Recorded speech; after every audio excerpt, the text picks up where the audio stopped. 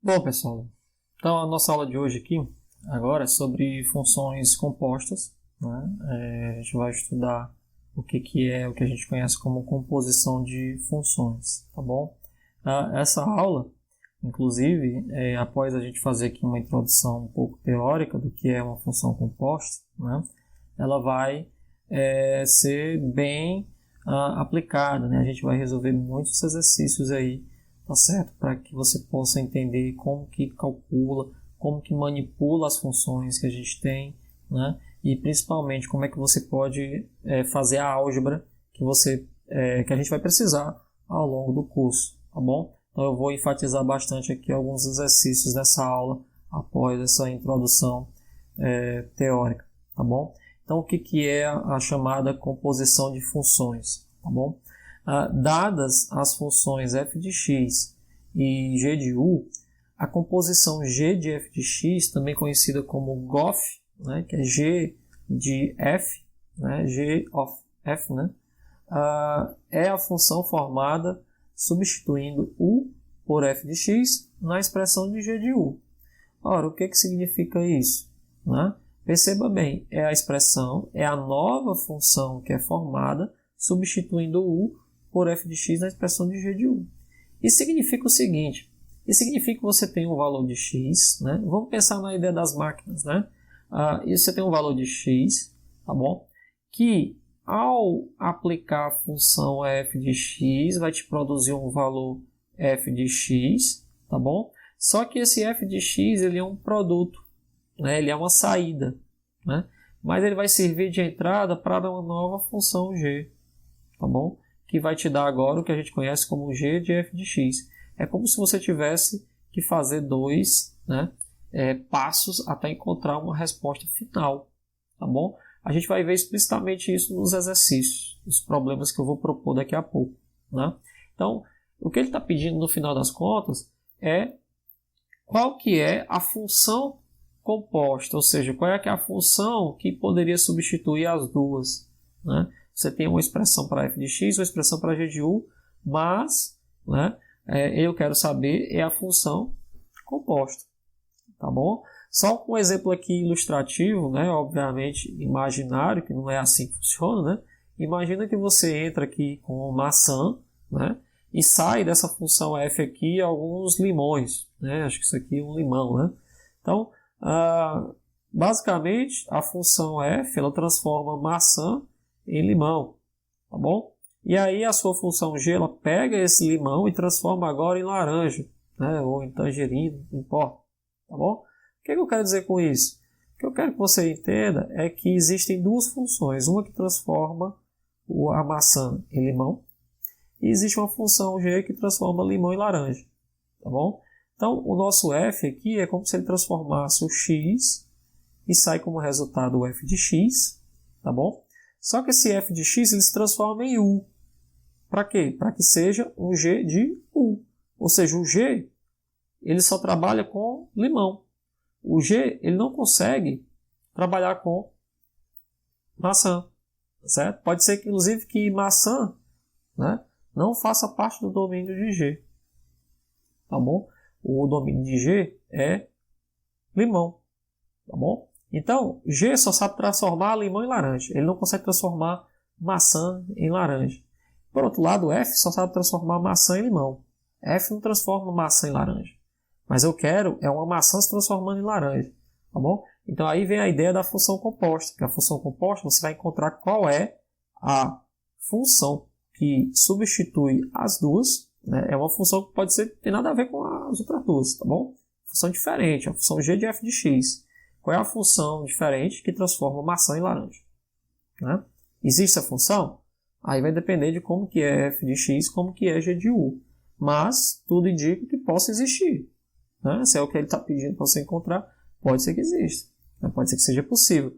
Lógico que, dadas as características de f, né, e as características de g, pode ser que o domínio de f, né, que vai dar origem à imagem de f, pode ser que nem todos os elementos da imagem de f possa vir a fazer parte do domínio de g. É muito importante, é preciso ter muito cuidado, porque o domínio né, composto aqui das duas vai ser diferente, né?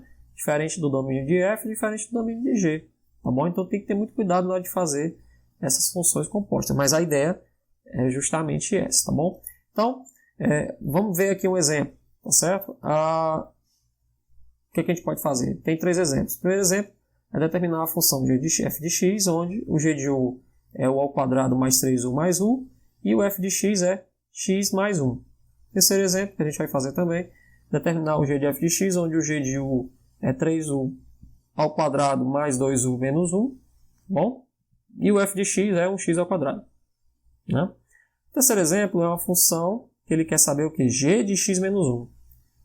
Olha como é diferente. Ó. Ele quer saber o g de x menos 1, quando o g de x é 3x ao quadrado mais 1 sobre x de 5. Aí você pode dizer, cadê? Você pode olhar para essa expressão aqui e se perguntar, isso aqui é função composta? Né? Cadê o f de x? Como é que ele está pedindo a função composta? Né? Como é que ele está pedindo aí uma função g de x menos 1? O que significa isso? Né? Significa o seguinte, significa que você vai substituir o x, tá bom? Por x menos 1. É como se essa função toda aqui, né, ela pudesse ainda ser substituída mais uma vez, todas as variáveis dela de x por x menos 1. A gente vai ver isso aqui nos exercícios. Então, vamos lá fazer as continhas, que aí depois a gente volta aqui para comentar. Bom, pessoal, então, nesse exemplo aqui, ele pede para você calcular o g de f de x, né, que é uma função composta, onde ele diz que o g de u é 3u ao quadrado mais 2u menos 1, e o f de x é x ao quadrado, tá bom? Então, como você está vendo aí, o que ele está pedindo, na verdade, né, se você comparar o que ele está pedindo, que é g de f de x, tá bom? Com o que a gente tem, que é g de u, o que ele está pedindo aí, basicamente, é que você substitua o u, né, por f de x.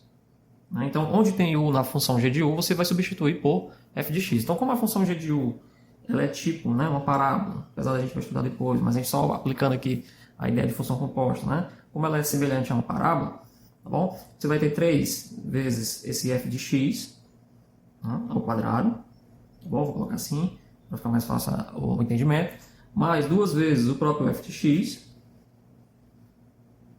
né? Menos 1. É lógico que depois, com o tempo, você não vai precisar fazer com todos esses detalhes aí, tá bom? Você rapidamente vai conseguir fazer a função composta. Mas aqui, estou só escrevendo de uma forma mais formal, né?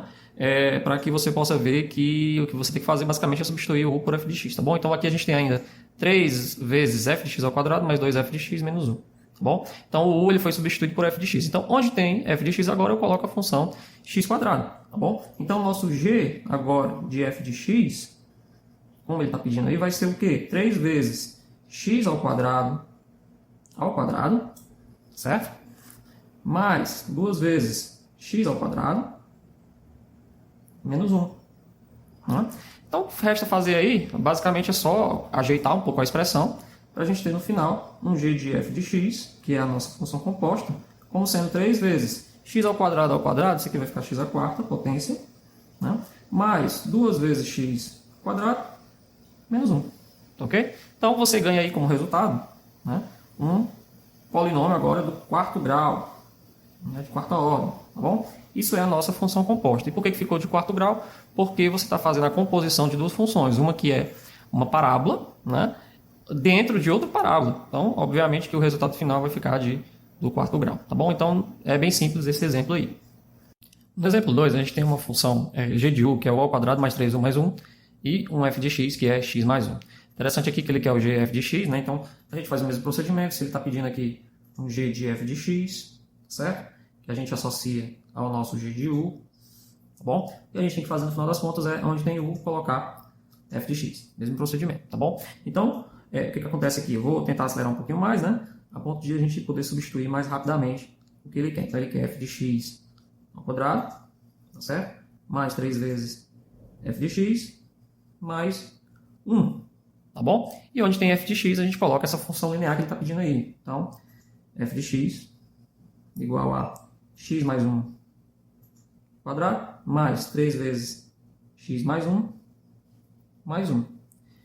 Aí, do jeito que você está vendo aí, né, você poderia deixar a função dessa forma, não tem problema não, tá certo? Mas é lógico que dá para a gente fazer algumas operações aqui, né, com esse termo aqui, principalmente o x mais 1 ao quadrado. Né? Se você lembrar das expressõezinhas lá do ensino médio de um binômio, né, de como você eleva ao quadrado a soma de a mais b, né? Se você lembrar, a mais b ao quadrado, né? Se você fizer esse desenvolvimento aqui, a mais b vezes a mais b, você tem, obviamente, ao quadrado mais 2ab mais b quadrado, tá bom? Tudo bem? Então, a gente tem o que aqui para o nosso g de f de x? G de f de x vai ser x ao quadrado, mais 2 vezes o primeiro pelo segundo, então é 2x, mais o quadrado do segundo, que é 1, tá certo? Esse seria o nosso x mais 1 ao quadrado. Agora a gente faz aqui também uma distribuição, 3x mais 3, então 3x mais 3, mais 1. Né? Agora que você resolveu desenvolver, não dá para deixar dessa forma aqui, então a gente vai melhorar um pouco a expressão, tá bom? E agrupar os termos que têm as mesmas ordens. Por exemplo, aqui o x2 ele está sozinho, então você tem x2 aqui sozinho. O 2x ele pode ser agrupado com o 3x, então fica 5x. E os termos constantes, né, que não dependem de x, que a gente pode dizer que tem ordem 0, né, é 1 mais 3 mais 1. Então, fica 5, tá bom? Então, no final das contas, a gente ganha aqui uma nova parábola, né? Diferente da primeira, que não tem nada a ver com a função f de x também, que era uma função linear, tá bom? Então, lembrando aqui, ó, se você tem uma parábola e você faz a composição com a função linear, o resultado continua sendo a parábola, né? Então, é isso. Esse exemplo 3 aí é um exemplo um pouquinho mais difícil de entender, né? O que ele está pedindo, porque ele coloca numa forma aí que ele está pedindo g de x menos 1. Né? Perceba que ele não usa a função f de x para falar de função composta. E mesmo assim, isso que ele está pedindo aí é uma função composta. Por quê? Porque normalmente a gente está habituado em falar de função composta como se fosse g de f de x, né? Onde existe uma função f de x que entra dentro da função g. Né? Ou seja, o resultado, né, do f de x se torna uma entrada para a função g. Tá bom? Só que no nosso caso aqui, a gente tem que fazer a correspondência com g de x menos 1 e perceber que o f de x que ele está propondo aí é o próprio x menos 1, tá bom? Então, o nosso f de x, nesse caso aí, é o próprio x menos 1. E o que ele quer que você faça no final? Ele quer que você substitua onde tem x na função g de x por f de x, que no caso é x menos 1. Ou seja, ele está pedindo que você faça o seguinte, g de x menos 1 vai ser o seguinte, 3 vezes x menos 1 ao quadrado. Né? Perceba que eu já coloquei aqui onde tem x, eu coloquei x menos 1. Né? É uma nova forma de você ver a função composta. Né? Nem sempre as funções compostas são bonitinhas, como a gente tem visto aqui, né? Que é um g de 1, um f de x, e fica fácil identificar cada coisa. Aqui não. O x menos 1 ele está embutido dentro do próprio g, né? O que ele está pedindo, mas é em si uma função composta. Então, 3 vezes x menos 1 ao quadrado, mais 1 sobre x menos 1.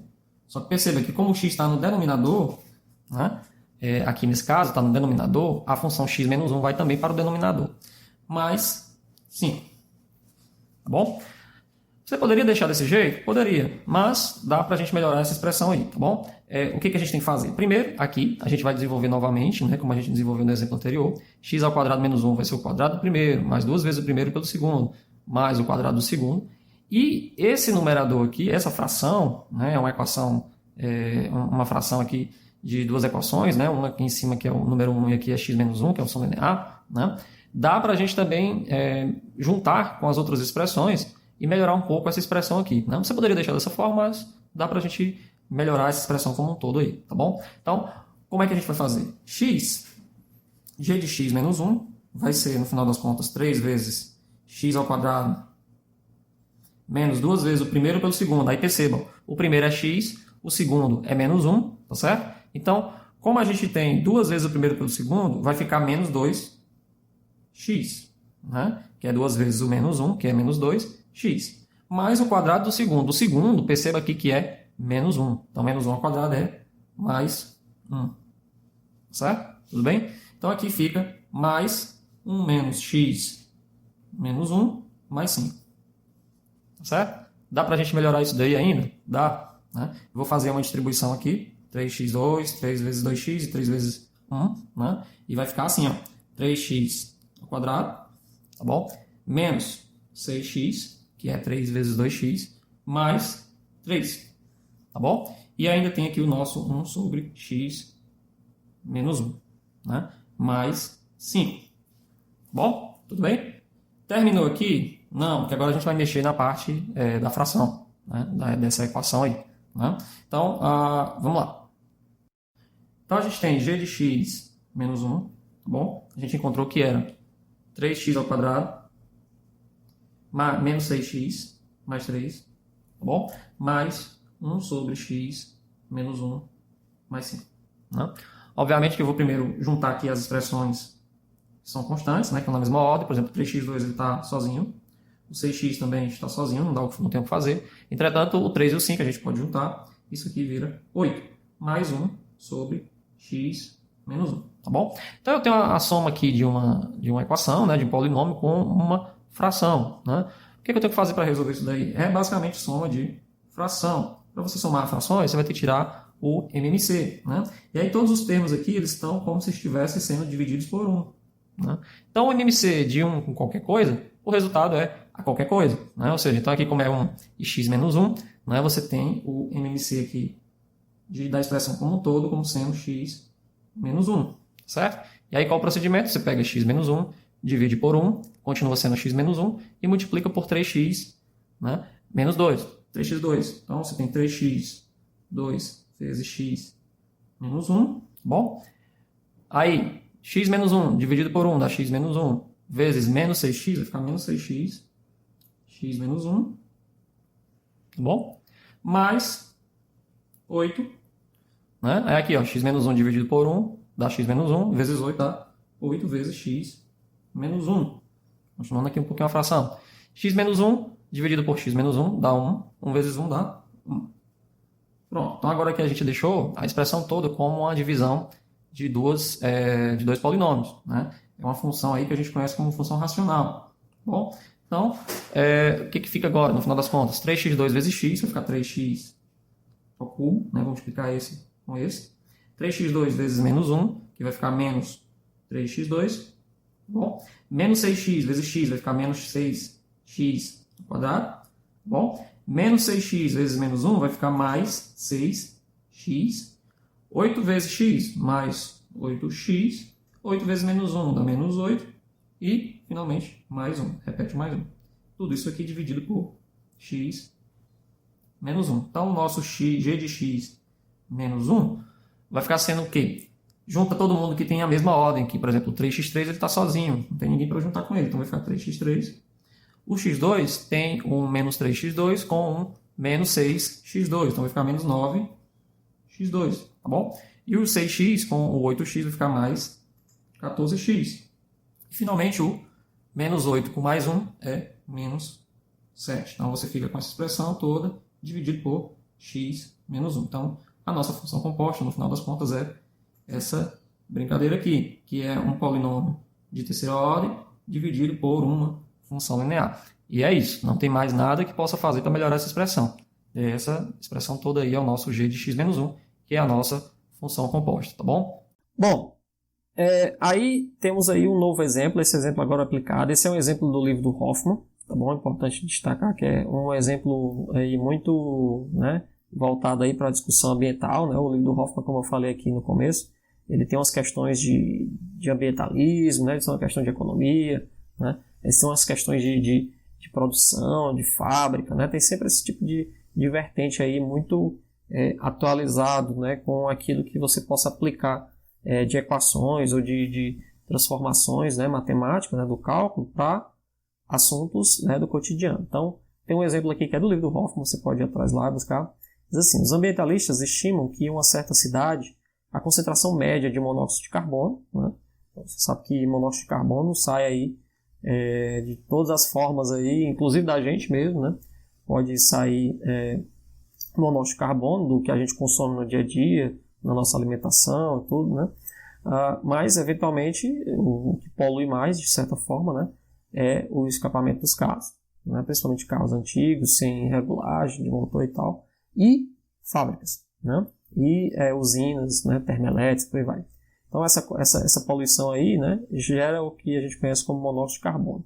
Não confunda com o dióxido de carbono, é o monóxido de carbono, tá bom? Então, os ambientalistas estimam que em uma certa cidade a concentração média de monóxido de carbono no ar durante o dia será Cp igual a 0,5 P mais 1 partes por milhão. Ou seja, tem uma concentração de Cp partes por milhão quando a cidade tiver uma população de P 1.000 habitantes.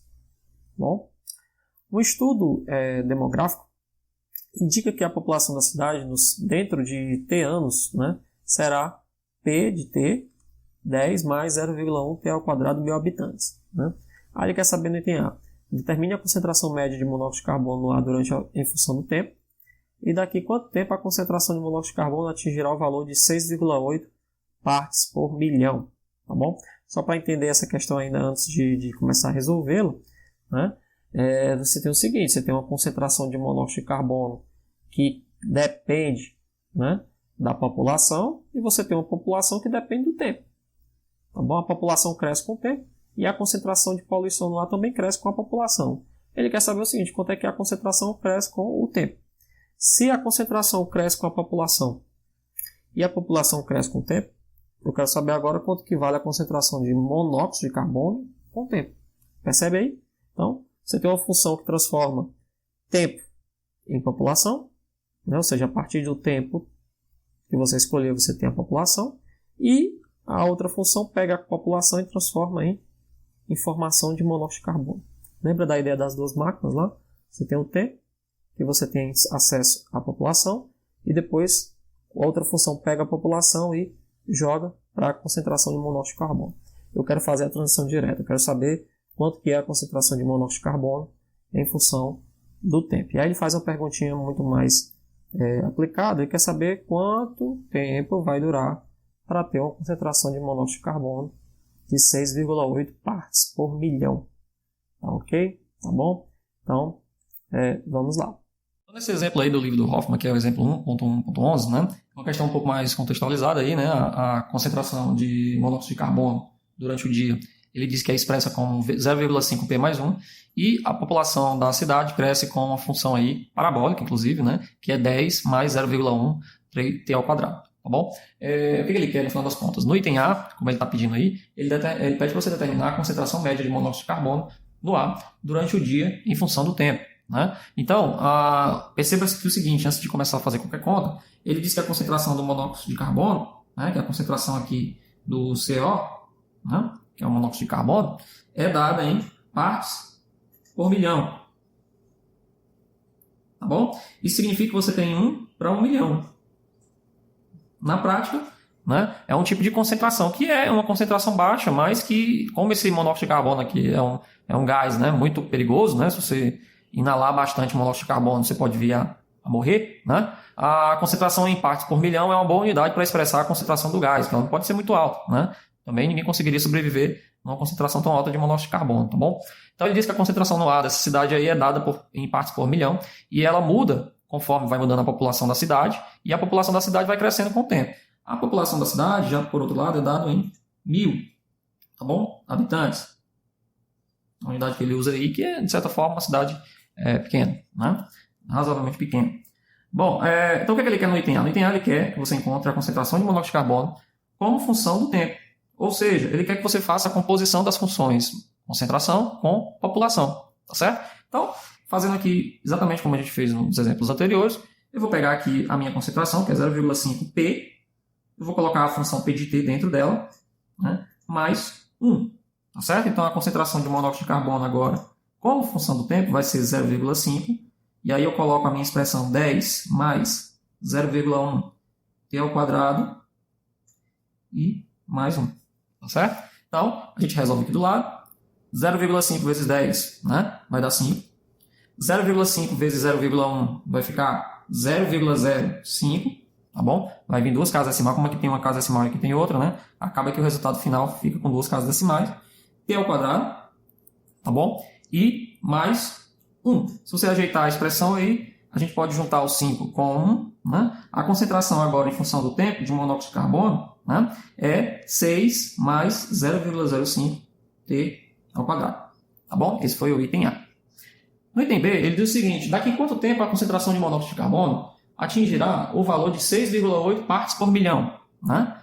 Então, aqui, como a gente já encontrou aqui a concentração em função do tempo, fica fácil de encontrar a resposta final. Por quê? Porque ele diz que o tempo, né, é em anos, tá certo? A unidade usada aqui para o tempo é em anos, e ele pede uma concentração de 6,8 partes por milhão. Então, na prática, a gente não vai precisar converter nenhuma unidade, né? Fazer nenhuma conversão de anos para outro tipo de unidade, nem de partes por milhão para outro tipo de unidade. Está tudo dentro da mesma unidade, você não precisa mexer em unidade nenhuma. Só lembrando que o resultado que você vai obter está em anos, tá bom? Então, o que a gente faz? A gente propõe que existe um tempo t qualquer, onde a concentração é 6,8. Então, eu vou dizer que 6,8 vai ser igual a 6 mais, eu vou usar a expressão que a gente acabou de encontrar, 0,5t quadrado, tá bom?